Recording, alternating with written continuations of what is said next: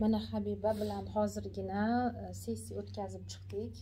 Habiba, seansdan chiqib o'zingizni qanaqa his qilyapsiz endi? Yengil his qilyapman, Allohga shukr. Ustoz sessiya olaman deb o'zi anchadan beri yurardim, ixlos qilib, havas oldin ham retritizga qatnashuvdim, lekin anaqa bilardim yaxshi natija ko'rganligim uchun hozir ham o'shancha yo'ldan keldimda. To'g'risi. Qayerdan keldingiz? Navoiy viloyatidan. Bitta sessiya offlayn olaman deb keldingiz. Olish uchun ustozga Navoiy viloyatidan keldim. Yaxshi, juda ham hozir ustoz men bilan yaxshi ishladi. Doim shu onamni yo'qotishdan qo'rqqan ekanman-da. Ana nimasiga kelganda, kavlaganimizda, nimasi deydi? Ildiziga kelganda o'sha onamni yo'qotishdan qo'rqqan ekanman. Yo'q, ildizini topdingiz. Hozir meditatsiyalar qildik. Yo'q, hozir ancha yengilman. Allohga shukr. Avvalambor o'zi nima uchun kelgandingiz? Mavzuni ayting. Ildizni keyin aytamiz. Mavzu ishga o'tish edi. O'qib ketdi bir chekkada. Ketdi. Mavzu ishga o'tish edi. Ishga kirish, uyolish edi. Lekin nimalar haqida? Va farzand bo'yicha edi. Farzandni sog'lomsizligi bo'yicha ozgina bor edi va buni tagida umuman boshqa narsalar topildi. Tagidan boshqa narsalar topildi. Meditatsiyalar qildik o'shanga. Aytsak bo'ladimi farzandni qaysi sog'lomsizlik bilan bezovta bo'layotganini? Farzandim enurez. Tungi nochnoy enurez borda farzandimda. Ya'ni sepib qo'yish to'shakda. 7 yosh. 8 yosh. Bola sog'lom, lekin qo'rquvi kuchli. Ya'ni qo'rquvi kuchli-da.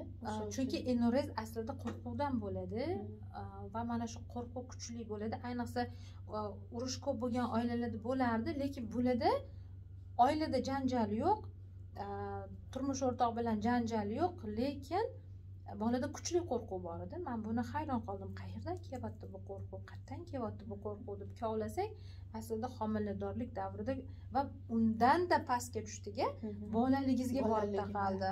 Yoshligimda, boyaga aytdim-ku, kinoteatr shu nima uydagilar qo'shnimiz kinoteatr qo'yardi. Avval shu eski zamonda yoshligimda u vaqt maktabga bormas edim, shunaqa borardim. 1-2 sinf vaqtim menimcha hech kim yo'q bo'lsa qo'rqib chopardim-da shu qo'shnimizni uyiga. Kechqurun yana esladingiz. Kechqurun onam yonimda yo'q bo'lsa qidirardim deb aytdingiz. Mana har safar onani yo'qotishdan qo'rquv bo'lavergan va shuning uchun ham bular farzandiga juda bog'lanib qolgan. Va hozir 8 yosh bo'lsa ham bolasini yerga qo'ymaydilar. Doim o'ylab, ko'tarib, telefon qilib, hech kimga ishonmaydilar. Tashqarida o'ynasa ham ishonmay. Demak, onani yo'qotishdagi qo'rquv endi o'zlari ona bo'lgandan keyin bolani yo'qotishdagi qo'rquvga o'tdi. Bir paytni o'rnida siz ham onasiz, ham o'g'lingiz o'rnida bolaligingizdagi bolasiz. Bolaman. Ham ona bo'lib bolaligingizdagi Habibani himoya qilyapsiz, ham o'g'lingizni menga o'xshab qo'rqib ona qidirmasin onani deb aytyapsiz. Shunaqa. Demak, ildizi shunaqa ekanda. Ildizini yechdik. Hozir qanaqa bo'ldi endi? Mana shu yechilgandan keyin xulosa nima bo'ldi? Anglashlaringiz? Hozir avvalo Alloh bergan, Alloh oladigan Alloh. Men noto'g'ri fikrlaganman-da. Fikrim noto'g'ri bo'lgan, noto'g'ri himoyalab yurganman-da. O'zimni buyuk Alloh o'zimni buyuk qo'yganligimni angladim-da. Xuddi go'yoki siz asrab olib qolasiz bolani. Men asrab olib qolaman. O'zim Allohdan ham buyuk. Yo'q, Alloh buyuk. O'shani angladim. Bolani Allohga topshirdingiz. Allohga topshirib, Alloh buyukligini. Qo'rquv bilan asramaslik kerakligini, asrolmasligingizni ham angladingiz. Demak, hozir nega ishga kira olmayotgan ekansiz? O'sha o'g'lim ishga kirsam kim qaraydi? Enurez bor, qanavda siylikda qolib ketadi deb. Qo'rquv. O'sha uchun qo'rquv bor. Yana ikkinchi sababi aslida u ishni ishlashni xohlamas ekansiz. Xohlamayman. Aslida nega ishga kirmoqchi bo'luvdingiz? Uy olish uchun. Maqsad uy. Maqsad uy edi. Uyni nima uchun olmoqchi edingiz? Uyimni uydan chiqib alohida yashab xotirjam yashash uchun olmoqchi edimda. Alohida yashab xotirjamlikka erishmoqchi edim. Mana shu uchun xohlab o'tdim. Ana endi bizga aslida uy nimaga kerak, ishga kirish nimaga kerak? Hammasini ildizini topdik. Biz birgina xotirjamlikka xohlagan ekanmiz. Xotirjam bo'lishni xohlagan ekanmiz. Qo'rquvlarsiz yashashni xohlaganmiz. Ildiz kelib chiqdi-da. Xotirjam yashash. Mana mijoz bugungi kelganlarida 5-6 ta mavzuni aytdilar.